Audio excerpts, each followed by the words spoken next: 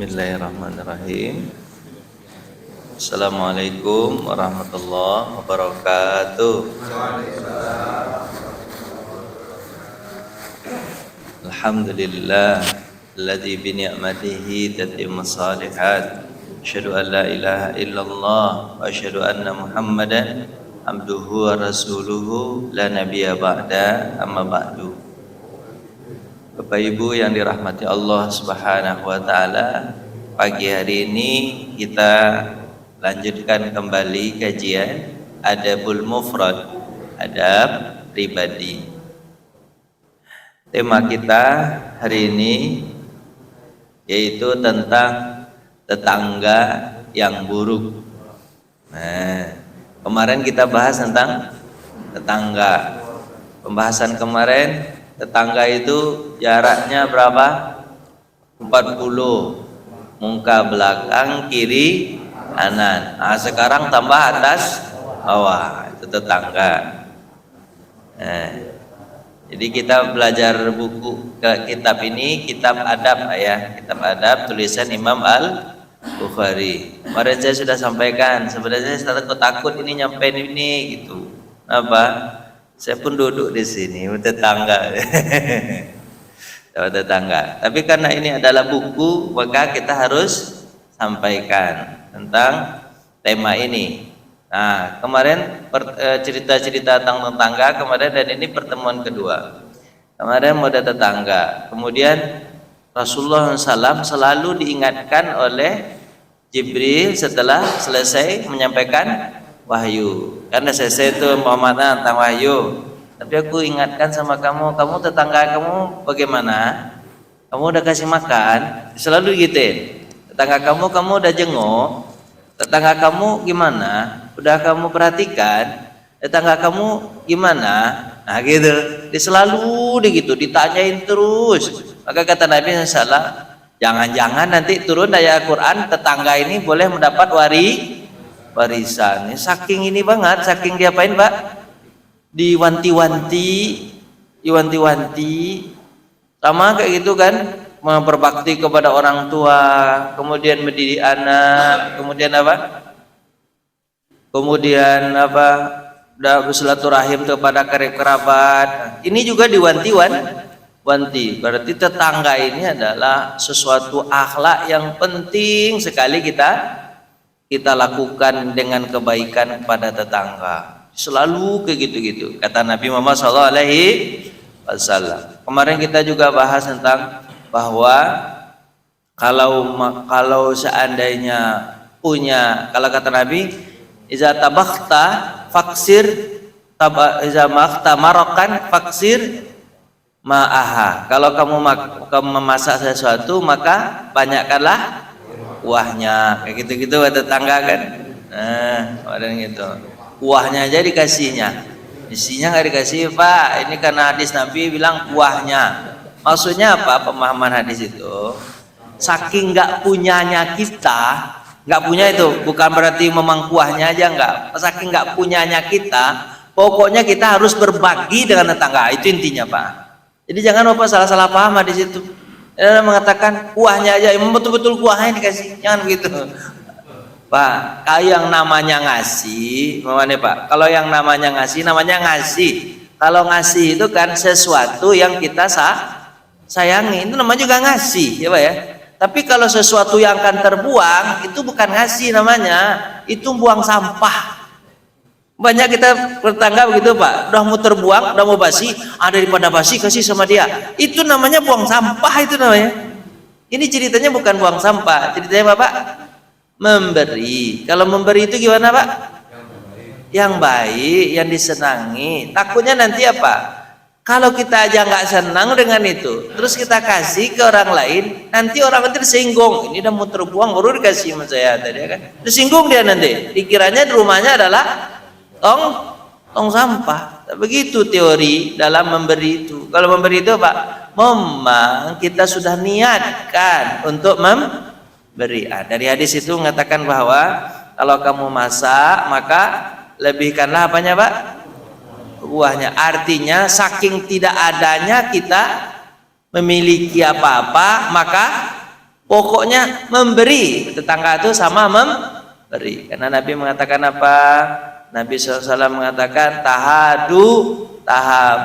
Kalau kamu saling memberi hadiah, kamu akan saling sayang, mencintai. Jadi tetangga untuk ngikat sayang kayak gitu Pak, harus memberi. Kemarin kita udah katakan dalilnya. Apa dalilnya Pak? Kalau yang memberi lebih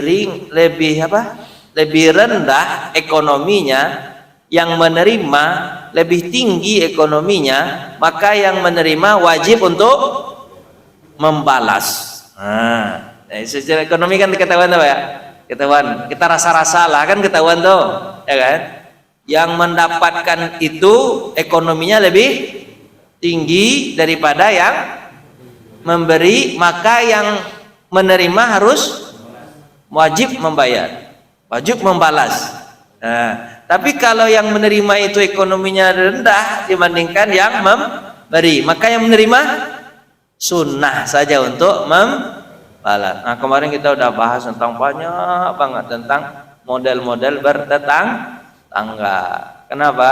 Karena saudara kita atau keluarga kita itu jauh dari kita. Maka kalau terjadi apa-apa, yang tahu duluan siapa? Tetangga. Kemarin kita udah ceritakan bagaimana Imam Ahmad bin Hambal bertetangga. Imam Ahmad bin Hambal bertetangga gimana Pak? Ketika tetangganya menjual rumah, apa kata tetangganya? Aku jual rumah ini dengan 100 dinar, tapi aku jual juga tetangga aku di samping. Berapa jualnya Pak? 100 dinar juga, berarti 200 dinar. Orang kata, kok bisa begitu? Tetangga kok bisa dijual? Oh, tak tahu kamu siapa tetangga saya, tadi ya kan? Oh, tetangga saya adalah Imam Ahmad bin Hambal. Imam Ahmad bin Hambal. Dia itu adalah rumah makan Padang saya. Saya kalau nggak ada makanan, dia ngasih. Dia adalah guru pribadi saya. Kalau saya nggak punya ilmu, langsung minta ke dia, dia kasih. Dia adalah bang apa Pak? Bang Wendy. Bang penggadaian saya juga, bang juga penggadaian juga. Kalau saya nggak punya duit, dia yang kasih. Dia itu termasuk sapam saya. Kenapa sapam? Kalau saya pulang kampung, dia yang jagain rumah. Pokoknya sapam ya, bang ya, guru ya, rumah makan Padang ya juga. Pokoknya komplit tetangga saya. Kalau saya jual rumah ini, terus saya pindah ke tempat lain, saya belum tentu dapat tetangga seperti ini. Makanya Nabi mengatakan, makanya saya jual dia. Makanya Pak, kalau bisa kita tetangga kita itu senang kalau kita ada di tempat itu, dan dia bisa memanfaatkan kita sebagai rumah makan Padang, sebagai bank, sebagai apa lagi? Sebagai guru, sebagai apa lagi? Udah tadi mau makan Padang, sering-sering makan. Sapam. Manfaat tangga itu, manfaat tangga. Mari kita ada ceritakan tentang bagaimana tetangga yang baik. Imam Abu Hanifah. Imam Abu Hanifah bocor. Apanya Pak? Rumahnya bocor. Ketika dia sakit, kemudian dijenguklah oleh tetangga yang non muslim. Pas ketika dijenguk dilihat, ada air nih. Pak Imam, air dari mana nih? Kan gak hujan. Kata Pak Imam.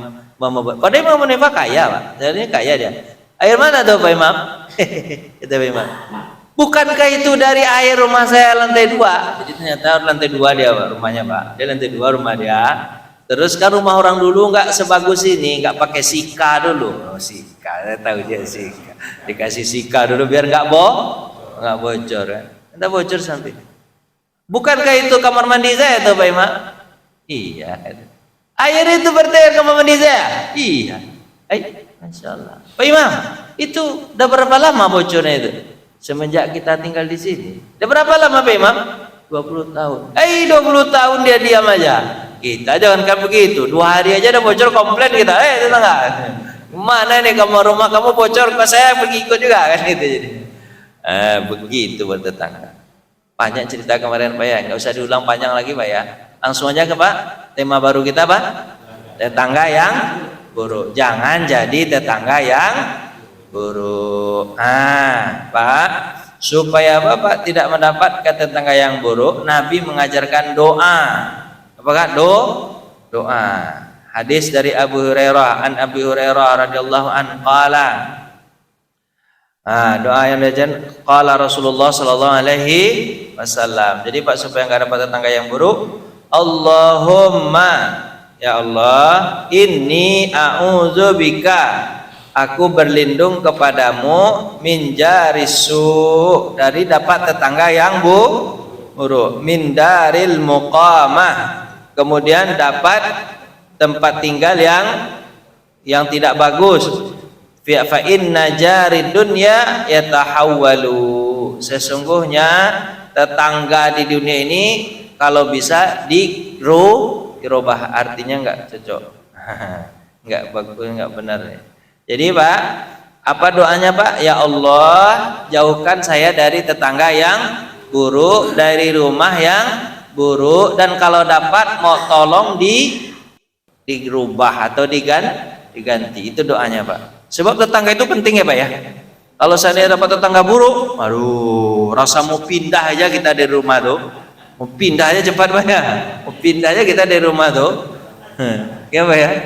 Bisa mau pindah aja kita dari rumah tuh. Apain ya? Kadang-kadang kan rumah itu gara-gara depan Pak, gara-gara tetangga. Kita bilang Bapak, Bapak beli rumah saya. Berapa jualnya?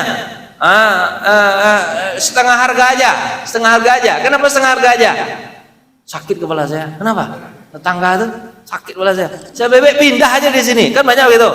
Kemarin kita udah jelaskan hadis Nabi. Siapa yang membuat tetangganya pindah gara-gara kezaliman dia, inilah yang menyebabkan bermasalah nanti di akhirat. Orang pindah gara-gara kita dan dijualnya rumahnya separuh harga gara-gara kita. Kan jahat kita namanya itu. Jangan sampai begitu. Ini nggak ada di sini, mana ada di sini.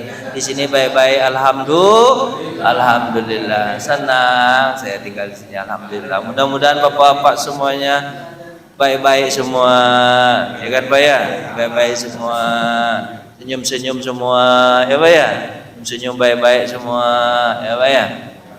Alhamdulillah, mudah-mudahan Jabar Rahmah ini Alam Masjid 3 ini dilindungi dan diberkahi oleh Allah Subhanahu wa taala. Amin. Amin. Pemimpin-pemimpinnya juga bagus-bagus di sini. Alhamdulillah diberkahi Allah Subhanahu wa taala. Pak RT-nya, Pak RW-nya, ketua DKM-nya, ketua yayasannya, semuanya saya kenal. Pak Wendy-nya saya kenal. Alhamdulillah. Mudah-mudahan semuanya diberkahi Allah. Senang kita bertetangga ini Pak. Kalau bisa kita itu bersaudara di dunia sampai di akhirat juga bertemu juga seperti ini. Amin ya rabbal alamin. Kau nggak bisa memberi manfaat kepada orang lain, paling kurang jangan susahkan orang lain. Itu Pak ya. Baik, itu Pak. Jadi Pak, sama-sama kita berdoa ini, doa Pak ya, supaya kita dijauhkan dari tetangga yang buruk. Allahumma inni a'udzubika min jarisu wa fi daril muqama fa inna jarud dunya yatahawwalu. Itu doa yang diajarkan Nabi sallallahu alaihi wasallam. Tuh. Terus ini kata Nabi sallallahu, la taqumus sa'ah, tidak akan terjadi hari kiamat hatta yaqtular rajula jarahu, sehingga seseorang membunuh tetangganya, wa akhahu, membunuh saudaranya, wa abahu, membunuh bapaknya. Kalau sudah terjadi seseorang membunuh tetangganya, berarti hari kiamat udah dekat banget, ntar lagi terjadi. Kalau ada orang yang membunuh ayahnya, berarti bentar lagi. Kalau ada yang bunuh saudaranya, berarti ntar lagi. Ada orang bunuh tetangganya sekarang Pak? Berarti tidak kiamat tadi mah. Tak kiamat. Tapi yang di sana di alam asri Belum kiamat, di sana aja. Alam masyarakat belum ada yang bunuh tetangganya kan? Belum ya? Belum. Jangan sampai terjadi, Pak ya. Nah, terus apa lagi? Wa akhahu. Ada orang yang bunuh saudaranya? Ada. Tempat lain di sini? Ada. Alhamdulillah. Yang bunuh ayahnya dibunuhnya. Tapi mana? Oh, tempat lain ada. Sini enggak ada. Alhamdulillah, mudah-mudahan enggak, Pak ya. Jadi kalau sudah membunuh tetangga, kalau sudah membunuh ayah, membunuh saudara, itu sudah parah dunia. Sudah Pak? Sudah parah dunia itu. Nah, lanjut Pak ya. Tidak boleh menyakiti tetangga. Nah, hadis Nabi SAW. Qila Nabi sallallahu alaihi wasallam, ya Rasulullah, inna fulanah taqumul lail wa tasumun nahar. Ya Rasulullah, ada seorang perempuan, ternyata yang mulutnya ember ini perempuan ternyata, Pak. Ini fulanah jadi itu. Mama bu ya. Serius. Yang suka nyakitin itu ternyata perempuan, Pak. Kalau bapak-bapak kadang-kadang terbawa emosi aja pas pulang kan, apa kata istri, Syahnu tuh bang tetangga kita, baru suami marah. Awalnya suami kan kerja jauh aja, nggak tahu kan masalah tetangga kan. Istri yang mulai ternyata. Ini hadisnya ternyata memang Nabi ini pandai betul mencari sesuatu ya. Karena perempuan yang mulai masalah. Ibu hati-hati buat tetangga ya Bu ya. Bapak biasanya cuek dengan tetangga ya. Tapi kalau ibu kan selalu perhatikan. Beli motor baru dia. Ada kan ibu-ibu biasanya. Kalau bapak kan cuek aja apa ya. Itu. Sesungguhnya si fulana berarti ada seorang perempuan suka sholat malam, suka puasa, suka bersedekah. Masalahnya dia menyakiti tetangganya dengan lisannya. Ya kan? Terus Nabi mengatakan apa? Faqala Rasulullah SAW, Rasulullah menjawab, la khaira fiha, enggak ada kebaikan dia itu enggak dia terima sedikit pun tuh. Salatnya enggak ada pahalanya.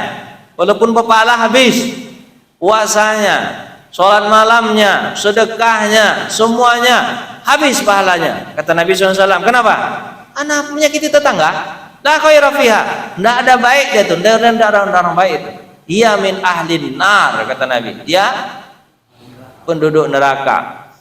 Qalu, bertanya lagi sahabat tadi, wa fulana, ada juga perempuan, perempuan juga. Jadi yang baik perempuan, yang jahat juga perempuan. Ibu-ibu itu kalau baik banget, Pak. Baik banget untuk dengan tetangganya. Ada juga yang kata, "Ibu, jahat." Ada juga sering dia ngasih kan? Oh, ternyata ibu juga karena kan yang sering di rumah kan ibu. Bapak kan di luar kerja. Wa fulanah tusalli. Ada seorang perempuan sholat maktubah, sholatnya sholat wajib aja, nggak sampai sholat sunat seperti sholat malam. Terus watasaddaqa bi aswa, dia bersedekah apa yang bisa dia sedekahkan, nggak banyak betul. Wala tu'zi ahadan, tapi dia tidak menyakiti tetangganya. Faqala Rasulullah SAW bersabda, ia min ahlil jannah, dia adalah penduduk surga. Jadi Pak, ternyata ukuran kita surga atau neraka itu gampang aja mengukurnya. Mengukurnya Pak, kalau tetangga kita senang dengan kita berarti surga Pak. Tapi kalau tetangga kita nyusak apa tuh nggak senang sama kita berarti neraka. Hati-hati lah Bapak. Ya kan?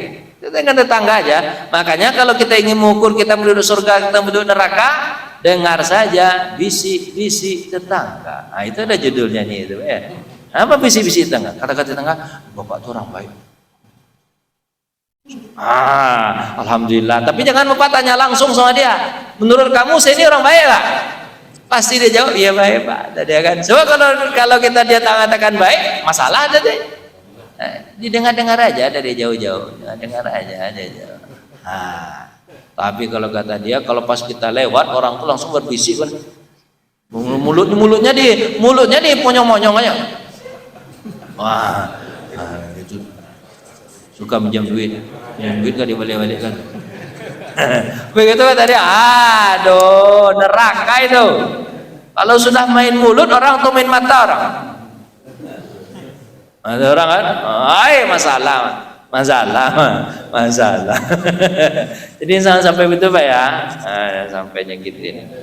Ada di sini. Alhamdulillah. Hadis berikutnya, la yadkhulul jannah, tak masuk surga. Man la ya'man jarahu bawa'iqahu.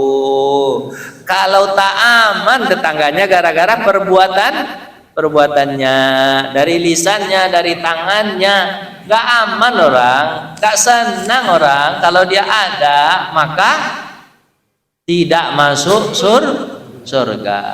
Makanya Pak, tangan kita harus kita jaga, jangan sembarang ambil. Tetangga nanti apa Pak? Marah. Mulut kita harus kita jaga, jangan sembarang bicara, takut menyakiti hati tetangga. Gara-gara itu nanti kita nggak masuk surga. Hadisnya begitu-begitu terus. Kira-kira gimana nih Pak? Lanjut atau Bapak capek Pak nih? 5 menit lagi. Setelah 5 menit insya Allah kita akan apa Pak? Kita ada ikrar, maksudnya ikrar masuk Islam. Ada saudara-saudara kita. Karena suruh sekarang jam 5.24. Jadi nanti jam 5:15 maka kita akan ikrar Islam, masuk Islam dari saudara-saudara kita. Alhamdulillah, terima kasih ya Allah telah Kau berikan hidayah kepada saudara kami. Amin. Amin ya rabbal alamin. Terus Bapak Ibu, kita lanjutkan sampai jam 5:15. Baik, lanjut ya Bapak Ibu ya. Ya nisa'il mu'minat. Kata Nabi, hai perempuan lagi, perempuan ini banyaknya. Ya perempuan beriman, la tahqiranna imra'atan minkunna li jaratiha walau qura'u syatin muharrak.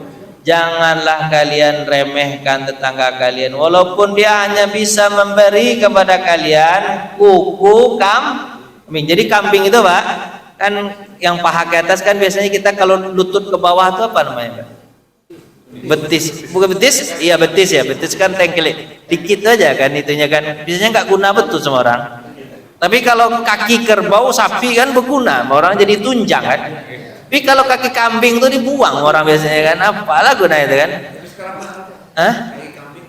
Mahal juga kaki kambing Pak. Bisa juga Pak. Sop kambing tengklek namanya Pak.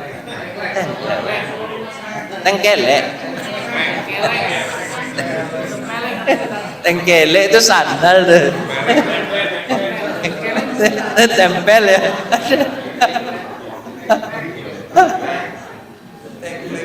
Hanya biasanya kan itu dibuang pada. Kalau kita korban tuh nggak ada yang minat itu. Tapi kalau kaki sapi masih ada, kaki sapi mau tadi kan. Tapi kalau kaki kambing nggak, tadi ya capek aja bersihkannya itu nggak ada daging kata dia kan. Sanggupnya dia hanya memberi apa Pak? Kuku kambing tuh ya, kuku kambing. Kaki kambing, ayah jangan jangan diremehkan. Masya Allah, apa lagi itu jadi kasih apa? Jangan diremehkan. Menyakiti hati orang gitu kan. Jadi mana hadis? Ini kalau terjadi sesuatu saya cepat aja Pak. Mana ya?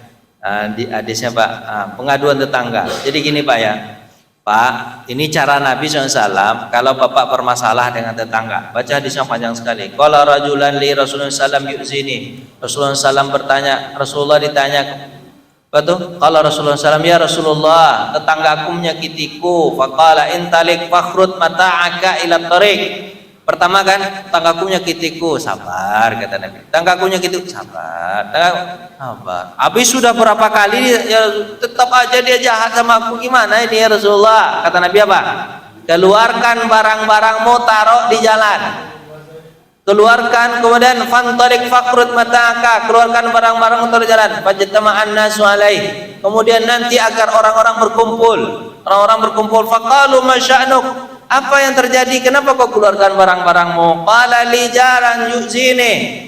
tetanggaku ini menyakitiku, sakit hatiku jadinya. Fadzakartun la Nabi SAW, Nabi mengingatkan aku SAW, Nabi menyuruhku untuk mengeluarkan barang ke jalan. Faja'alu yaqulun, kemudian orang-orang pasti akan mendoakan begini, kata Nabi SAW. Apa itu? Allahumma la'nah, ya Allah laknat tetangga yang jahat nih. Allahumma zih, ya Allah berikan keburukan kepada tetangga. Fabalagha fa'atahu faqala irji' ila manzilika fa wallahi la uzika, sampai tetanggamu itu berkata, balikkanlah barangmu ke dalam, aku janji gak akan nyakiti kamu lagi. Nah, jadi Pak, caranya bertetangga kalau jahat gimana Pak? Tetangga jahat itu keluarkan barang Bapak. Habis keluarkan barang Bapak tuh orang-orang kan, tapi jangan cepat-cepat Bapak langsung pergi, enggak, keluarkan barang-barang Bapak. Habis itu kan orang datang tuh, kenapa Pak keluarkan barang, kenapa? Baru Bapak kasih tahu, tetangga saya jahat, sakit hati saya. Orang-orang pasti akan menasihati dia, kamu jadi orang baik. Sama gitu. Berarti Pak boleh sebelum kita pindah, kan masalah pindah itu kan masalah sepele Pak. Nah, masalah pindah itu kan masalah besar itu Pak ya. Masalah besar nggak Pak? Jawablah Pak. Besar nggak?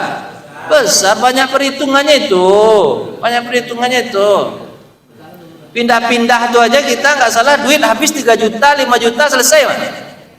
Selesai kadang-kadang Pak, selesai 5 juta tuh nggak tahu-tahu aja selesai 5 juta.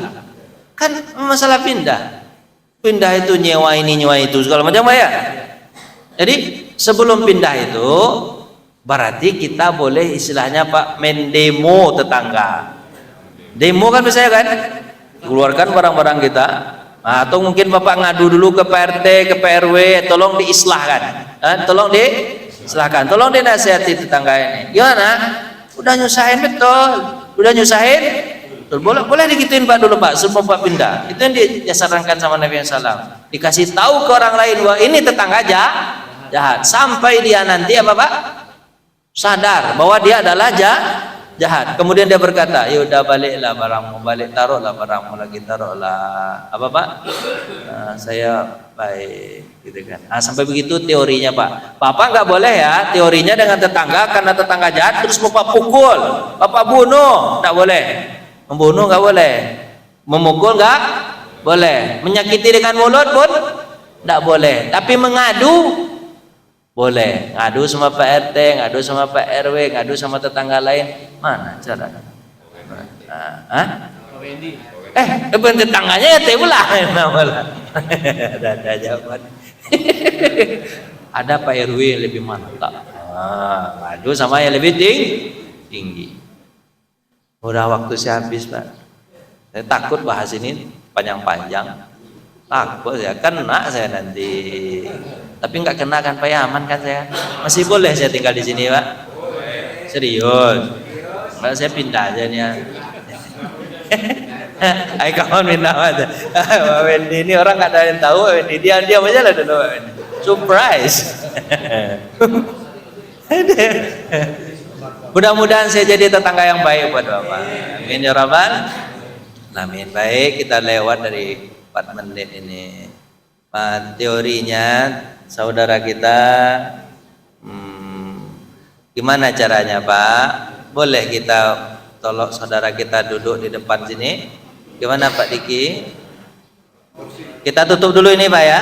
Terima kasih. Kita tutup dan baca hamdalah alhamdulillahirabbil alamin.